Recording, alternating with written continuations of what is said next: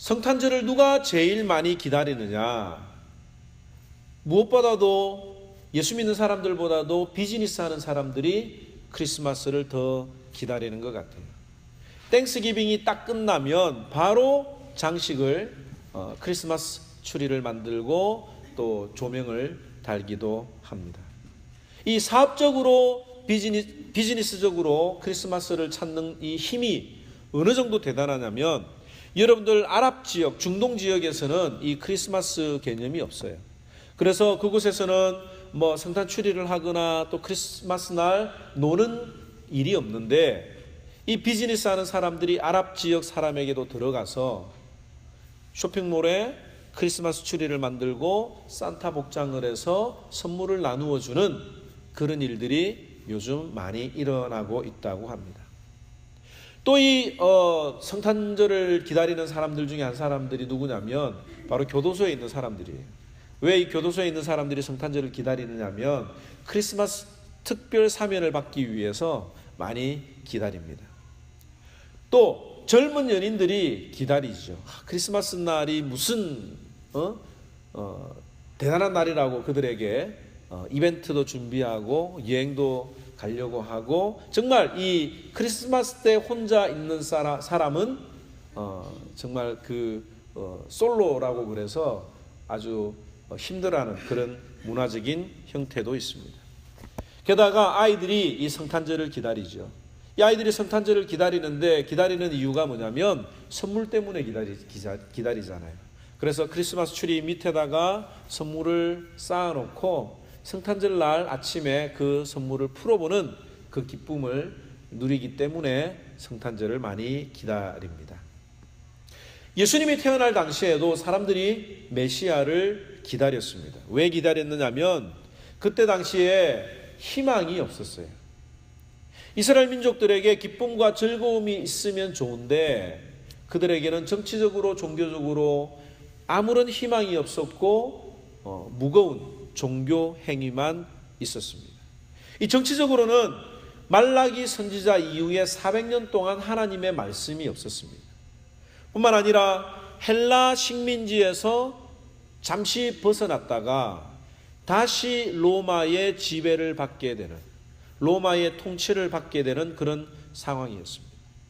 그리고 로마에서는 이 헤롯이라고 하는 왕을 유대인들의 왕으로 세웠는데, 이 헤롯은 유대 사람이 아니에요. 이방 사람이 유대인들의 왕으로 세워졌기 때문에 이스라엘 백성들은 굉장히 자존심이 상했던 상태였습니다. 그래서 틈만 나면 이스라엘을 독립시키기 위해서 독립투쟁을 했고, 여러분들 열심당훈이라고 하는 이야기 들어봤죠. 베드로도 열심당훈이었는데, 이 열심당훈이라는 말은 뭐냐면 가슴에 칼을 들고 다니다가 자기 나라를 배신한 사람들을 만나게 되면 또 로마인들을 보게 되면 칼로 찌르는 그런 테러를 자행하고 있었습니다. 그럴 때마다 로마 군인들이 출동해가지고 그 사람들을 색출하기 위해서 온 마을을 다 뒤질 때에 얼마나 마음이 불안했겠어요. 아마 우리나라 사람들은 이런 심정을 좀 더 잘 이해할 수 있으리라고 생각이 됩니다. 우리가 일제시대 때 일본에게 침략을 받아서 통치를 당할 때에 받았던 서러움, 그 마음의 눌림들이 이 유대인들에게도 똑같이 있었다고 하는 말입니다. 또 하나는 뭐냐면 종교적으로 너무너무 힘들었어요. 하나님에 대한 신앙이 유대교로 굳어져 버렸습니다. 바리새인들이 율법의 조항들을 많이 만들어서 그 율법의 조항을 지키지 아니할 때에 오는 마음의 심적인 부담감이 그들을 억누르고 있었습니다.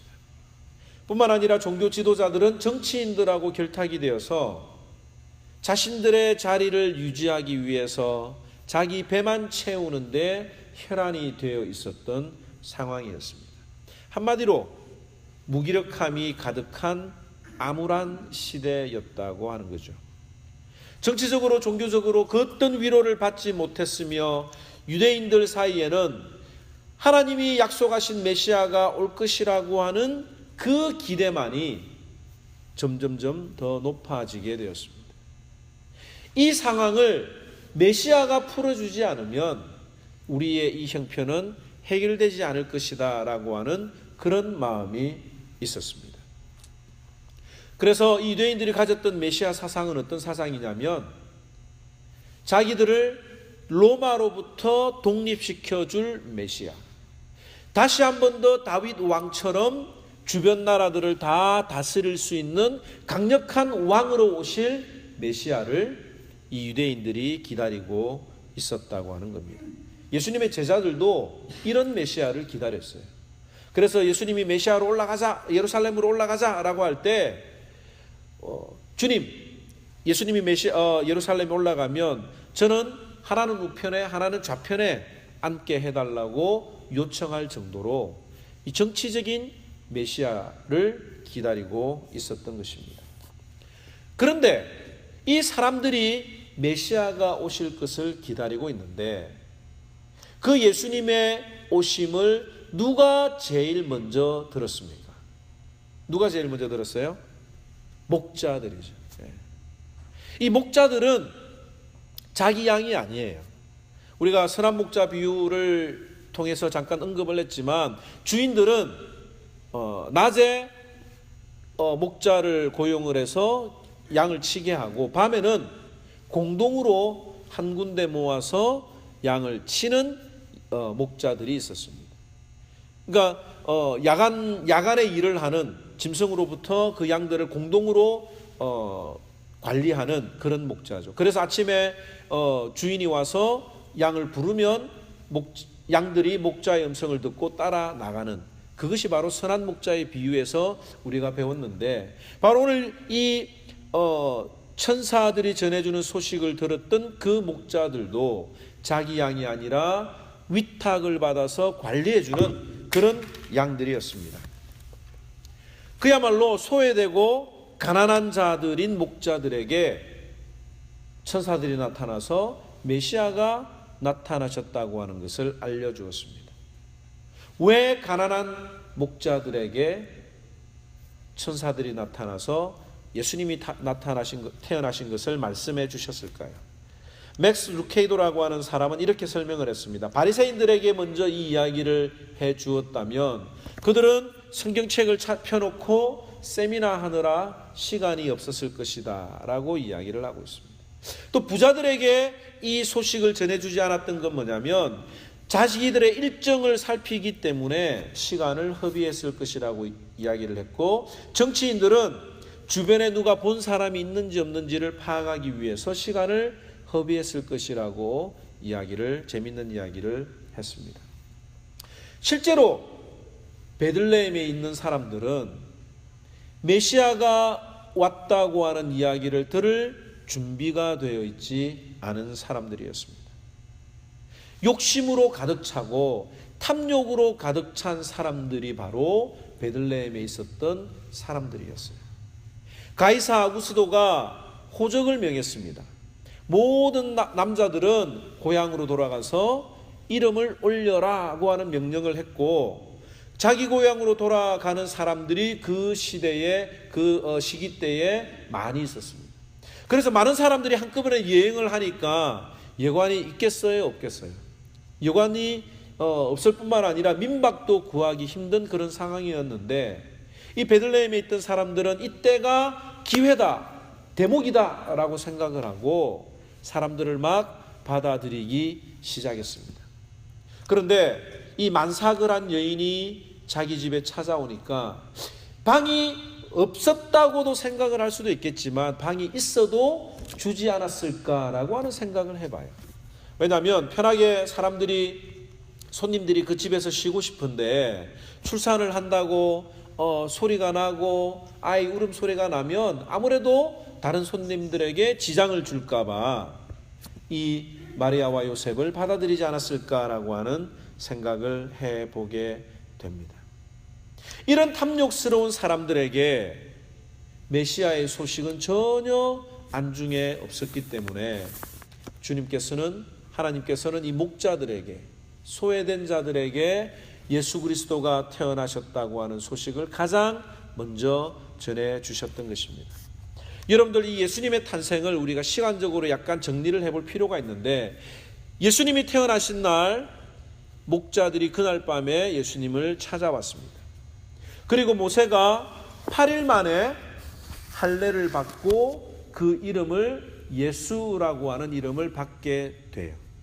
그리고 약 40일이 지난 이후에 정결의식을 하기 위해서 예루살렘으로 올라가게 되고, 그 예루살렘에서 만난 사람들이 바로 이 오늘 본문에 나오는 안나와 시므온이 되는 겁니다.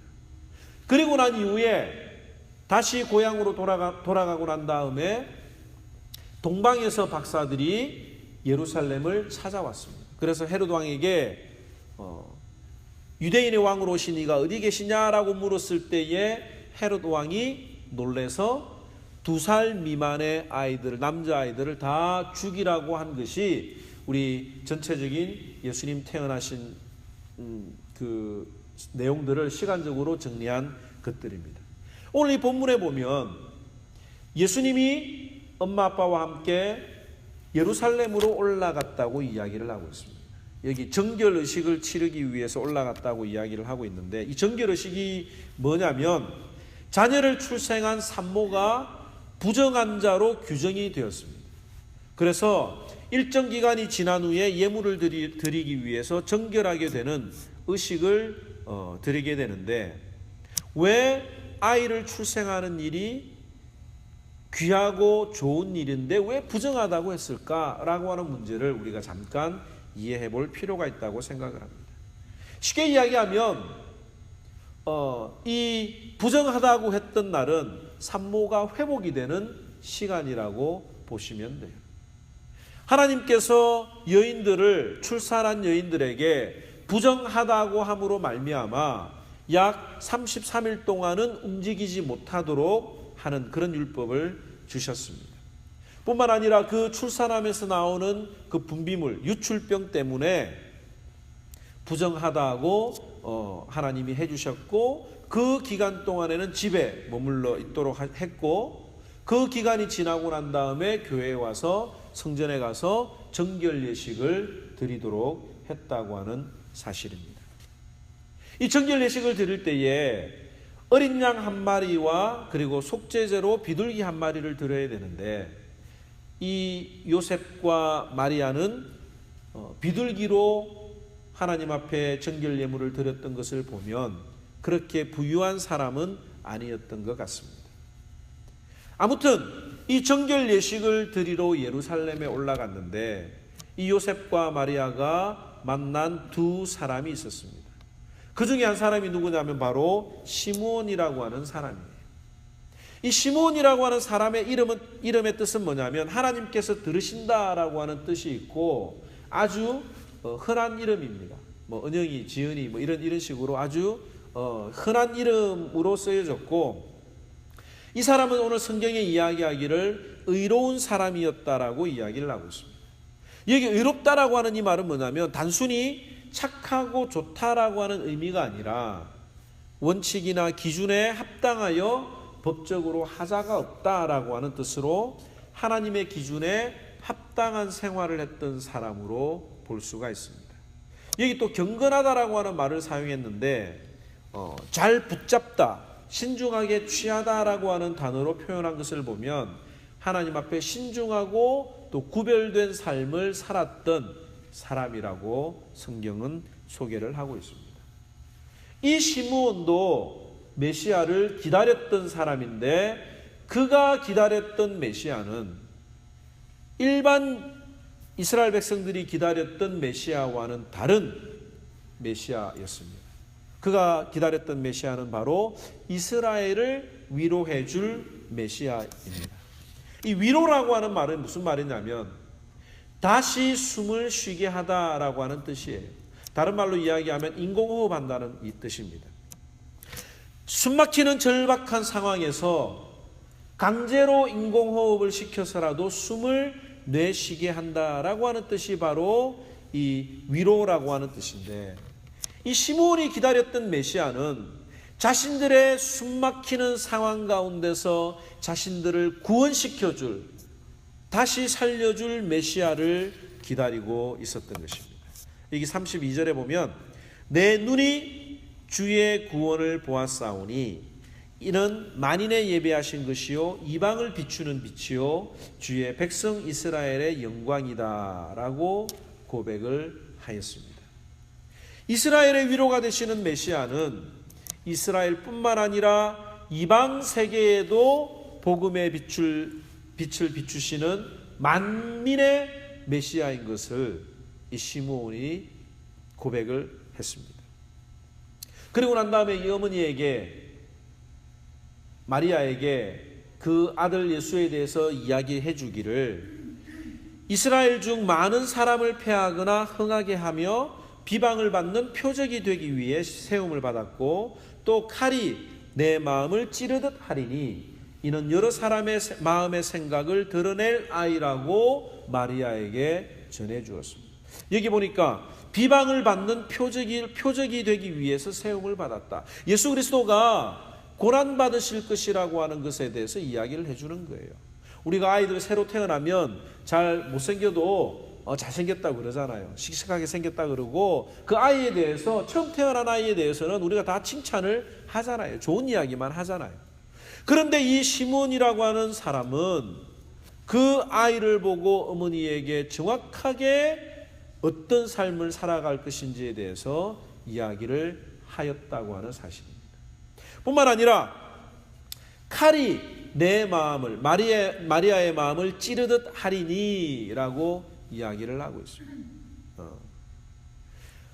아들이 죽을 것인데, 아들이 십자가에서 고통을 당할 것인데 그 마음이 칼을 찌르든 듯한 마음으로 고통을 받을 것이라고 하는 것을 이야기를 하고 있습니다. 이것은 예수님께서 유대인들과 이방인들에게 받았던 모든 모약과 비방이 결코 우연한 것이 아니라 예정된 것임을 이 사가랴가 시므온이 알고 있었다고 하는 사실이에요. 그런데 여기서 한 가지 생각이 들 게 있어요. 수많은 아이들이 예루살렘 성전에 정결 의식을 하러 옵니다. 그런데 이 시몬이라고 하는 사람은 어떻게 그 아이가 예수님이었다라고 하는, 메시아였다라고 하는 사실을 알 수 있었을까요? 그냥 지나가는 아이 하나를 붙들고 이야기를 한 것이 아니라 이 시몬이라고 하는 사람은 메시아가 누구라고 하는 사실을 분명히 알고 어떤 삶을 살아갈 것인지에 대해서 마리아에게 다 이야기를 해줄 정도로 이 사건에 대해서 알고 있었다고 하는 사실입니다. 예수님의 제자들도 3년 동안 예수님을 따라다니면서 훈련을 받았지만 예수님이 메시아라고 하는 사실을 완전하게 고백을 하기까지는 시간이 많이 걸렸는데 어떻게 이 시몬이라고 하는 사람은 한 번에 알아볼 수 있었을까? 그 해답이 오늘 본문 25절에 있습니다. 성령이 그 위에 계시더라. 26절에 그가 주의 그리스도를 보시기 전에는 죽지 아니하리라는 성령의 지시를 받았더니, 또 27절에 성령의 감동으로 성전에 들어가매라고 이야기를 하고 있습니다. 성령이 본격적으로 사역을 하게 된 것은 예수님이 돌아가시고 부활하신 이후에 오순절 날 성령 강림 사건이 일어났습니다. 그리고 이 3년이나 따라다녔던 제자들도 모르고 있다가 그 오순절 성령 강림 사건을 통해서 깨닫게 되었던 거예요. 성령님은 사람들의 마음을 감동시키시고 말씀을 깨닫게 해주시고 그 내용을 풀어주시는데 성령님이 없으면 그 내용을 알 수도 없고 믿을 수가 없는 것입니다. 이 시므온에게 성령님이 알려주셨다고 하는 사실이에요. 성령의 감동으로 순종할 때에 성전으로 들어가서 그 메시아를 만나볼 수가 있었던 것입니다. 우리가 하나님 앞에 어떤 일들을 할 때에 성령님이 우리에게 감동을 주고 어떤 일들을 하게 하는데 그 일을 우리가 순종하지 않으면 이런 일들을 할 수가 없는 거예요. 시므온이 성령님이 그날 성전에 올라가서 기다리라고 했던 그 말을 무시했다고 하면 메시아를 볼 수도 없었을 것입니다. 하지만 성령님이 그 마음속에, 시므온의 마음속에 성전에 올라가라고 하는 이야기를 해주셨고, 그리스도가 오시기 전까지는 죽지 아니하리라고 하는 그 약속을 주님이 이루어 주시는 것을 우리는 본문을 통해서 알 수가 있습니다. 이 성령님이 오늘 우리들에게도 말씀하고 있습니다. 성령님이 우리들의 마음속에 마음을 풀어줄 때에 하나님의 말씀을 믿을 수가 있는 것입니다. 성령님이 성경을 통해서 우리에게 말씀해 주실 때에 우리의 이성과 지성을 뛰어넘는 영적인 세계를 경험할 수가 있는 것입니다. 그 성령님이 우리들의 마음속에 찾아올 때 여러분들이 거부하지 마시기 바랍니다. 성령님이 여러분들에게 이야기하시면 순종해야 돼요. 그러면 어떤 게 성령님의 마음인가? 은혜 받을 때 처음 주시는 마음이 성령님의 마음이라고 생각을 하면 됩니다. 처음에는 은혜 받고 하나님의 말씀대로 내가 이렇게 해야 되겠다고 결단을 했는데 집에 돌아가면 다른 마음이 자꾸 생기잖아요. 내가 왜 그렇게 한다고 그랬지? 하나님 앞에 뭐 헌금을 작정을 했는데 금액이 너무 많은 거 아니야? 라고 생각을 하는 건 그 성령님이 주시는 마음이 아니에요.